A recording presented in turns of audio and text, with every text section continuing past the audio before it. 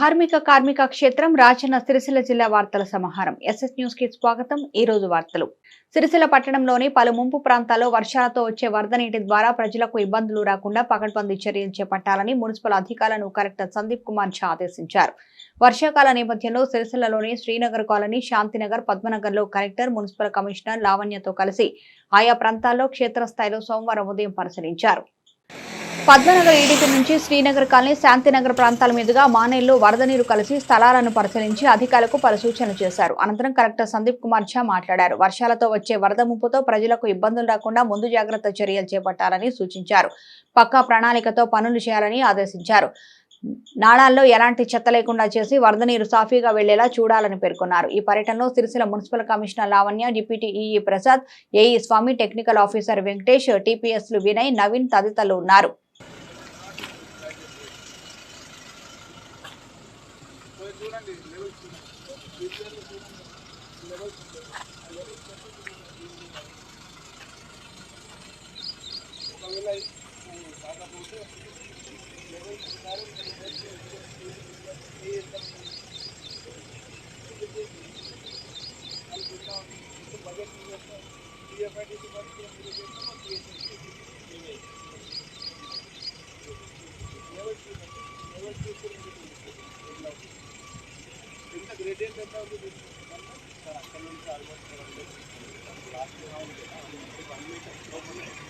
అమ్మ జన్మనిస్తే వైద్యులు పునర్జన్మనిస్తారు. వైద్యం అంటే ఓ వృత్తిగా కాకుండా మనుషుల్ని బ్రతికించే ఓ మహాశక్తిగా ప్రజలకు సేవ చేస్తున్నారు వైద్యులు.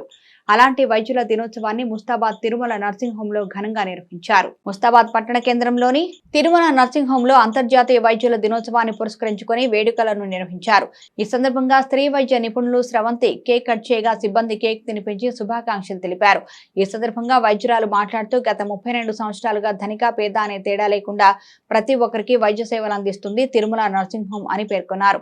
అలాగే ప్రతి బుధవారం ఉచితంగా వైద్య సేవలు అందిస్తున్నట్లు వెల్లడించారు. అలాగే ప్రముఖ వైద్యులు ఎరవేలి అనురాధ, చంద్రశేఖరరావు సహకారాలతో గుండె సంబంధిత వైద్య పరీక్షలను సైతం నిరుపేదలకు అందిస్తున్నట్లు వెల్లడించారు. నిరుపేదల కోసం తిరుమల నర్సింగ్ హోమ్ అందిస్తున్న సేవలను మండల ప్రజలతో పాటు పరిసర ప్రాంత ప్రజలు వినియోగించుకోవాలని వైద్యులు స్రవంతి కోరారు. వైద్యుల దినోత్సవం సందర్భంగా శుభాకాంక్షలు తెలిపిన ప్రతి ఒక్కరికి కృతజ్ఞతలు తెలిపారు. ఈ కార్యక్రమంలో భిక్షవతి, భాస్కర్, సుమాంజలి, రేఖ, శిరీష, కల్పన, రాజేశ్వరి, అశోక్, నవీన్, బాబు, భాస్కర్, వెంకటేష్, నరేష్ తదితరులు కలరు. అందరికీ ధన్యవాదములు. ఇక్కడ 32 సంవత్సరాల నుండి ధనికులు పేదలు అనకుండా అందరికీ అందుబాటులో వైద్య సేవలు అందిస్తున్నాము.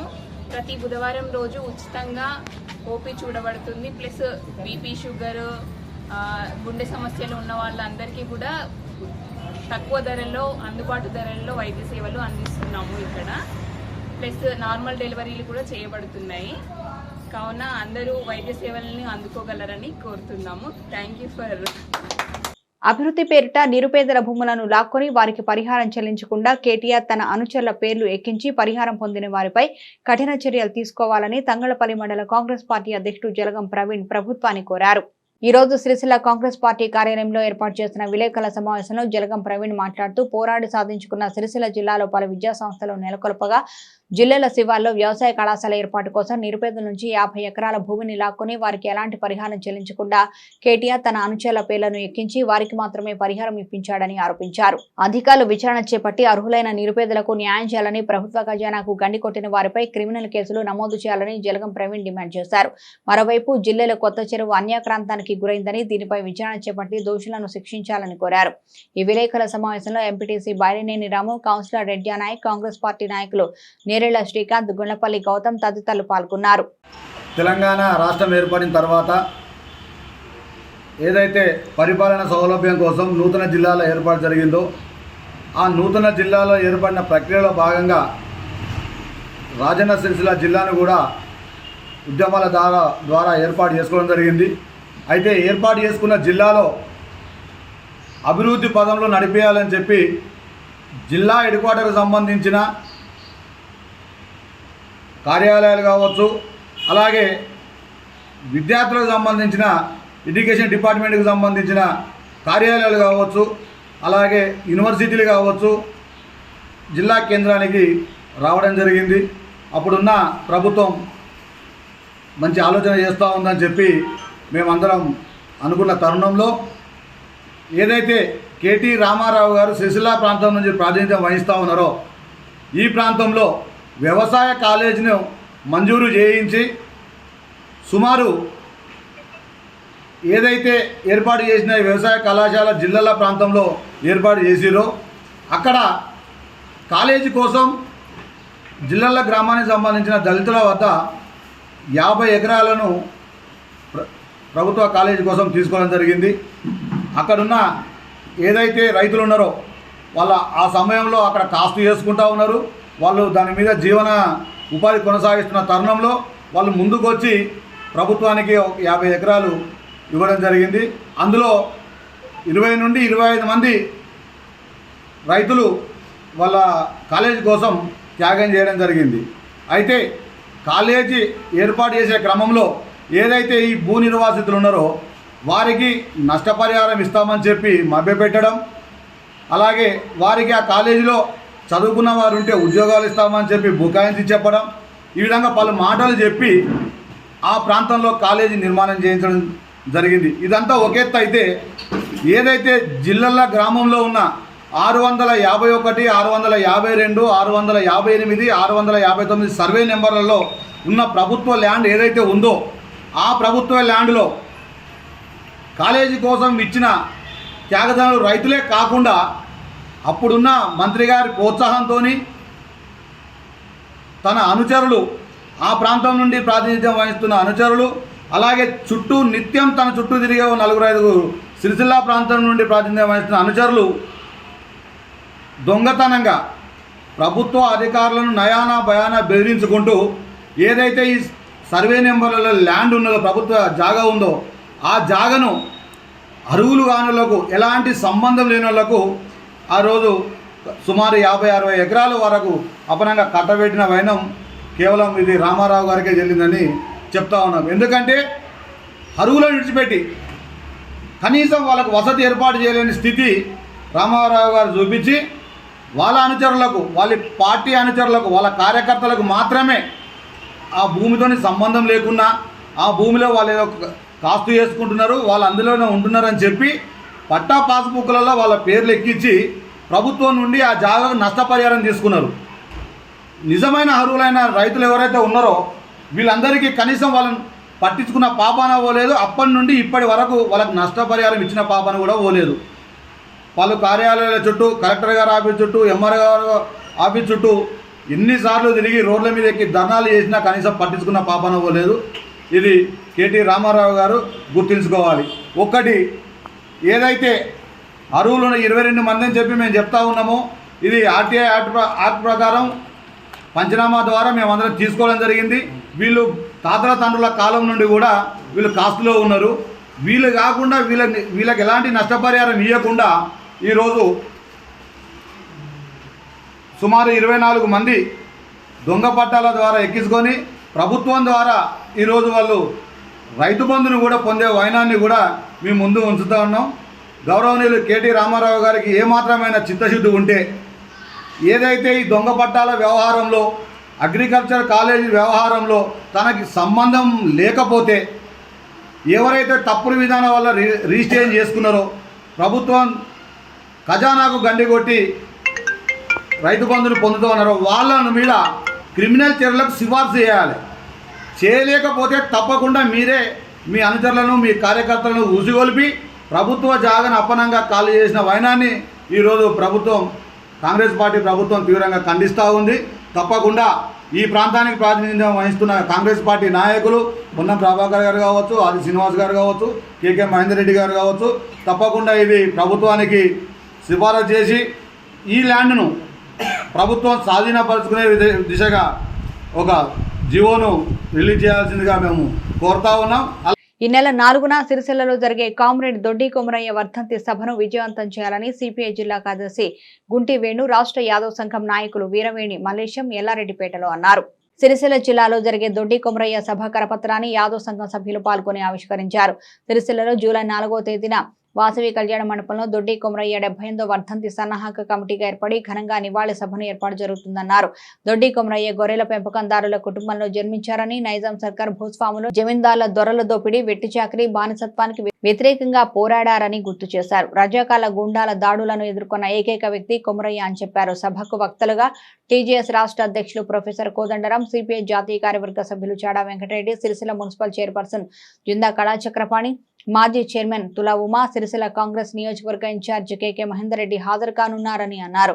ఈ సమావేశంలో మహాజన సోషలిస్టు పార్టీ జిల్లా అధ్యక్షులు కానపురం లక్ష్మణ్, యాదవ్ సంఘం రాష్ట్ర కార్యదర్శి వీరవేణి మలేశం యాదవ్, బొరా మలేశం గౌడ్, మెండే శ్రీనివాస్ యాదవ్, మాందాటి దేవేంద్ర యాదవ్, జ్యాపా దేవయ్య, అనవేని రవి యాదవ్, మల్యాల ఎల్లం యాదవ్, బట్టు దేవయ్య కరపత్రం ఆవిష్కరణలో పాల్గొన్నారు. 46 జూలై 4వ తేదీ నాటికి ఆయన అమరత్వం పొందే నాటికి తెలంగాణ రాష్ట్రంలో నైజాం వ్యతిరేకంగా, దేశముఖులకు వ్యతిరేకంగా, జమీందారులకు వ్యతిరేకంగా కమ్యూనిస్టుల ఆధ్వర్యంలో మహత్తరమైన తెలంగాణ సాయుధ పోరాటం నడుస్తూ ఉంది.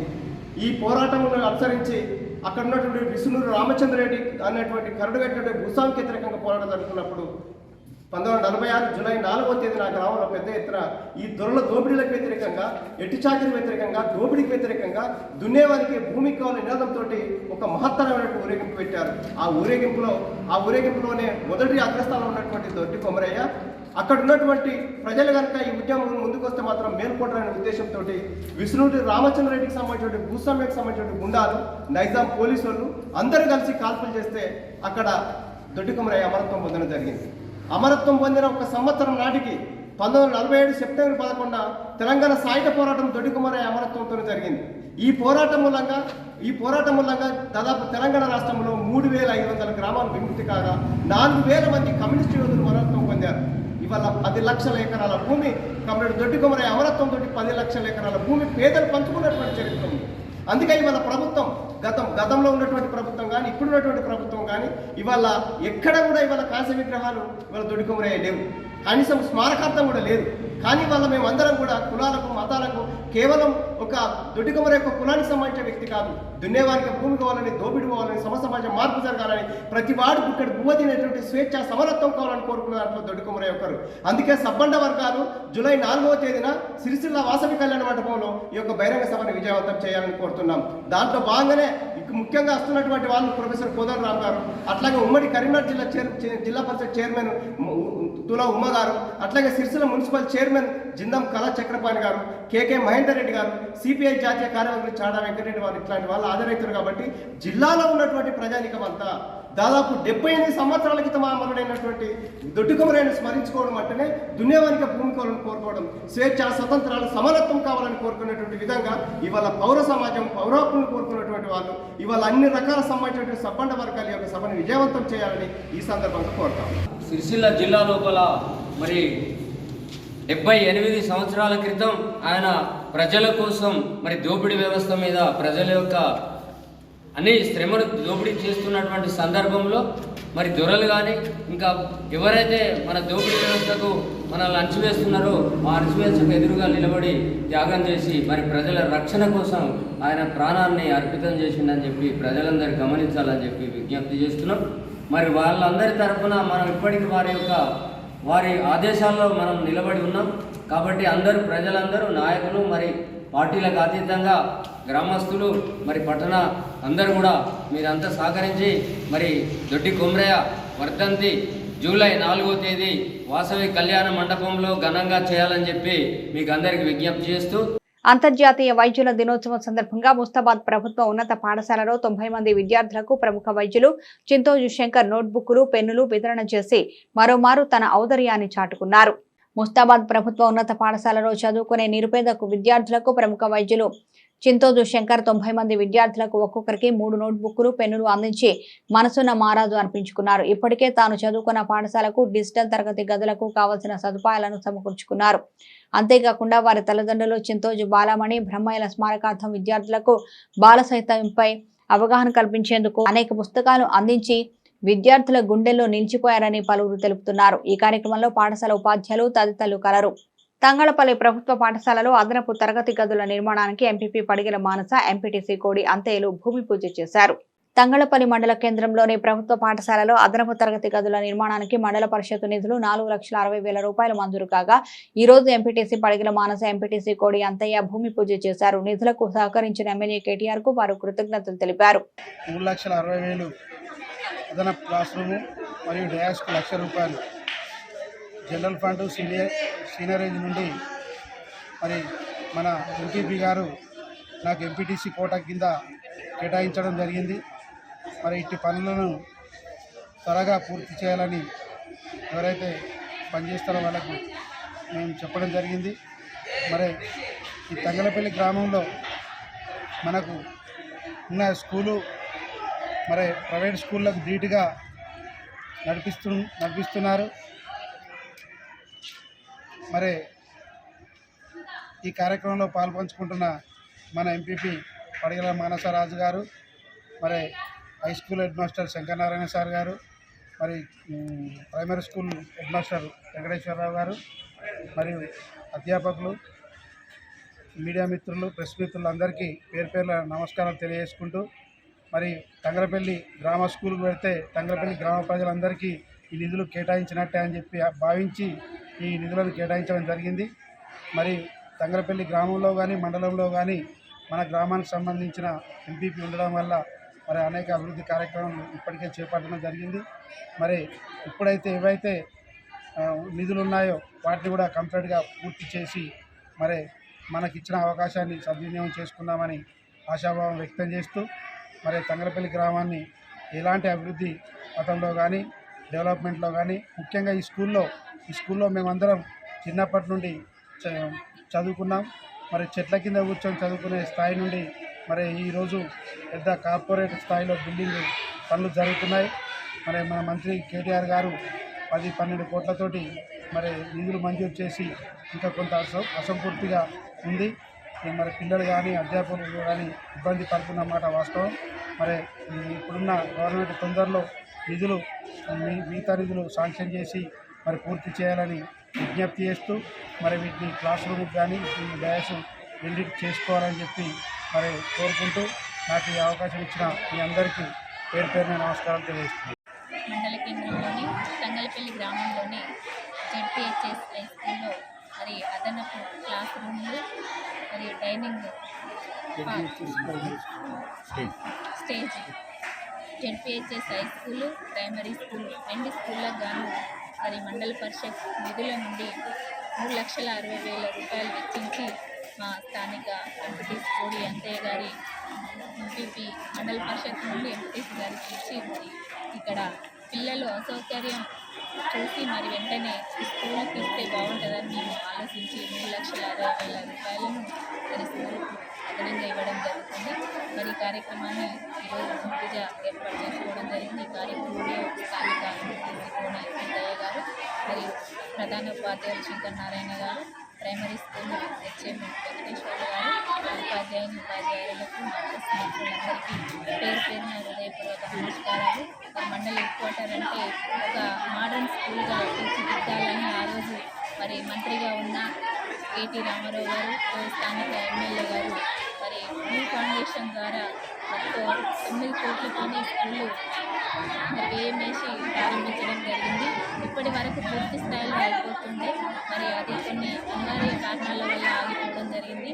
మరి ఇప్పుడున్న ప్రభుత్వం దృష్టికి తీసుకెళ్ళి మరి ఈ స్కూల్ని కూడా మరి పూర్తి స్థాయిలో క్లాస్ రూమ్లు కట్టే విధంగా చర్య తీసుకోవాలి. ఎందుకంటే పిల్లలు చదువు ముఖ్యం కాబట్టి విద్యతోనే మరి ఎంతో భారత పౌరులు అందించింది విద్య కాబట్టి మరి స్కూళ్ళు బాగుంటేనే మరి ఆ పిల్లలు చదువుకోగలుగుతారు. కాబట్టి మరి పూర్తి స్థాయి నిర్మాణంలో ఇవన్నీ క్లాస్ రూమ్లు నిర్మాణం పూర్తి చేయాలని ప్రభుత్వాన్ని కోరుతూ మరి మా నిధులు 3,60,000 రూపాయల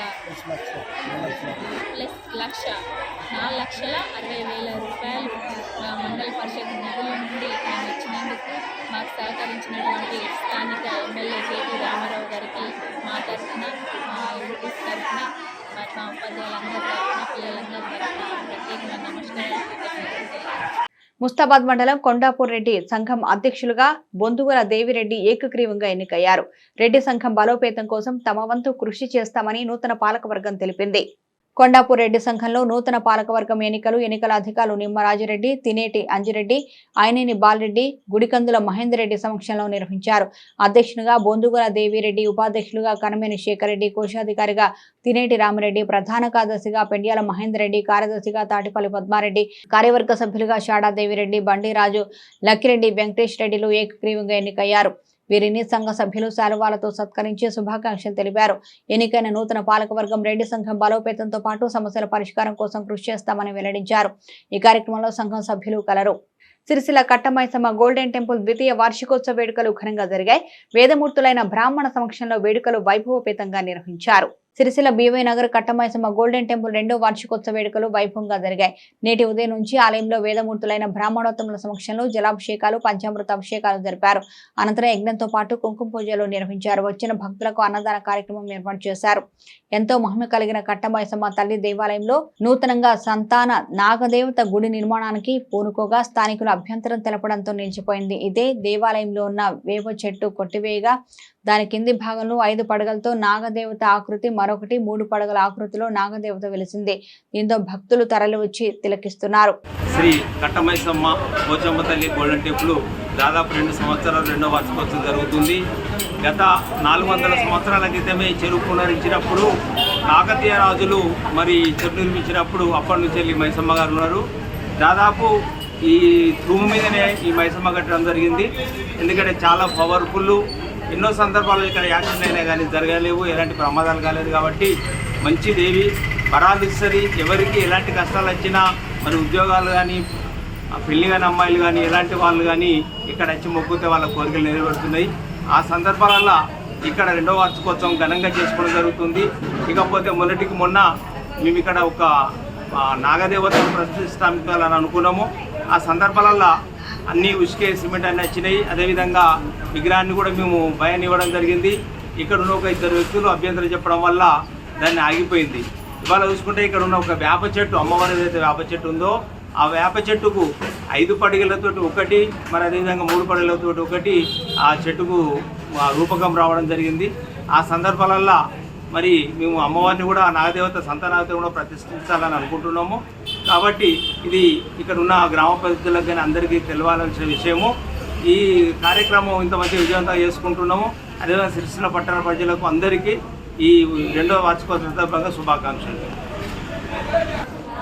గోల్డెన్ టెంపుల్ ఆధ్వర్యంలో పునఃప్రతిష్ఠ గావించుకొని 2వ సంవత్సరము పూర్తి గావించుకొని ఇంటి సమయంలో లోక కళ్యాణార్థానికై పట్టణము, రాష్ట్రము క్షేమం కొరకై, పశుపక్షాదులు జీవులందరి క్షేమం కొరకై, అమ్మవారి అనుగ్రహంతో ప్రకృతి క్షేమార్థానికై సప్తశతి పారాయణంతో చండీ హోమం జరుపుకుంటున్నాము.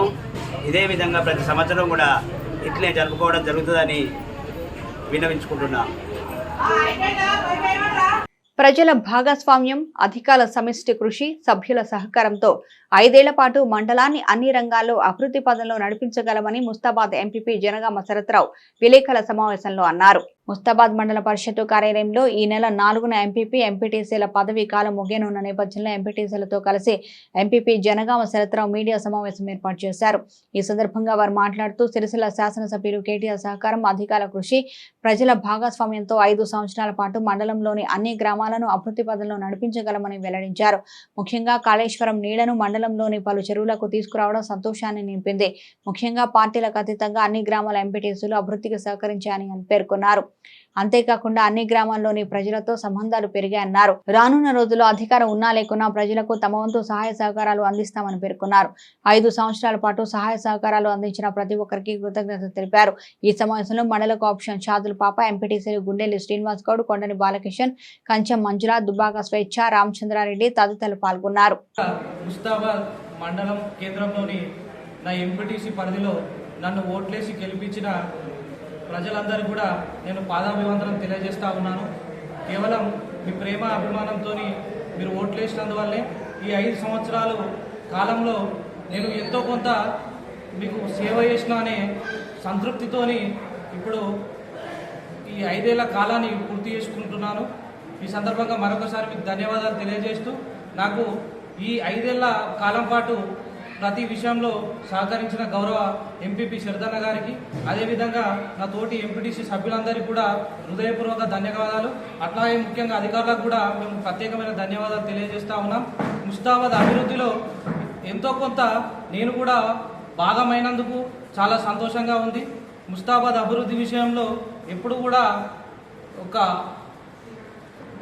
పార్షాలిటీ చూపించకుండా అందరూ ఎంపీటీసీలు అందరూ సమానమే, అందరు ఎంపీటీసీలకు కూడా సమాన గౌరవం రావాలని ప్రతి విషయంలో నన్ను ముందుండి నడిపించిన శరదన్న గారికి, అదేవిధంగా ముస్తాబాద్ అభివృద్ధికి నిధులు కేటాయించిన గౌరవ ఎమ్మెల్యే కల్వకుంట్ల తారక రామారావు గారికి, అదేవిధంగా ఇప్పుడు ప్రస్తుత ప్రభుత్వ పాలసీనన్న గారికి, పొన్న ప్రభాకర్ అన్న గారికి, అదేవిధంగా అందరికీ కూడా మేము హృదయపూర్వక ధన్యవాదాలు తెలియజేసుకుంటున్నాను. ఎందుకంటే ఈ 5 సంవత్సరాల కాలంలో ప్రత్యక్షంగా మొదటిసారి ఎంపీటీసీ గెలుపొందినా కూడా నన్ను అన్ని రకాలుగా వెన్నుండి ప్రోత్సహించిన ప్రతి ఒక్కరు కూడా నేను హృదయపూర్వక ధన్యవాదాలు తెలియజేస్తాను.